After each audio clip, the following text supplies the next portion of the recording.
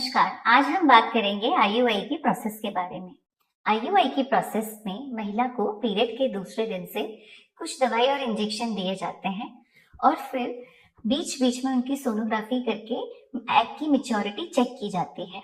जब 1 या 2 अंडे मैच्योरिटी की स्टेज पे पहुंच जाते हैं तब उनको रप्चर होने का एक ट्रिगर शॉट लगाया जाता है। ट्रिगर शॉट लगाने के 36 घंटे के बाद में पुरुष को सैंपल देने के लिए कहा जाता है और उस सैंपल को वॉश करने के बाद में एक सिरिंज में लोड करके आईयूआई कैथेटर के द्वारा बच्चेदानी के अंदर डाल दिया जाता है।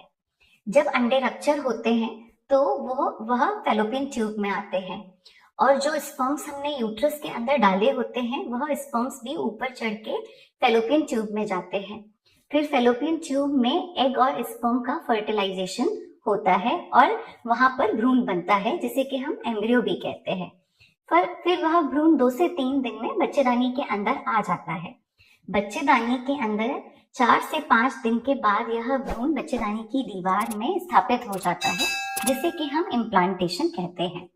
तो आइए आज हम बात करेंगे कि आईयूआई में प्रेगनेंसी के क्या सिम्टम्स हो सकते हैं, यानी कि क्या क्या लक्षण हो सकते हैं।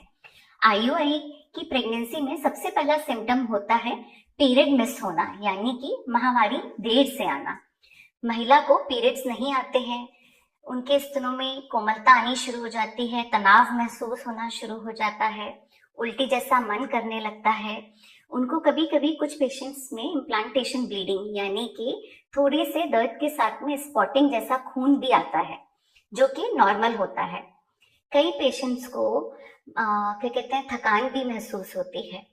तो इसीलिए जब महिला अपने पीरियड मिस करती है तो उसके 1 या 2 दिन के बाद हम महिला को सलाह देते हैं कि वह अपना यूरिनरी प्रेगनेंसी टेस्ट करे, जो कि एक किट के द्वारा किया जाता है यूरिन की 2 ड्रॉप्स डाल करके।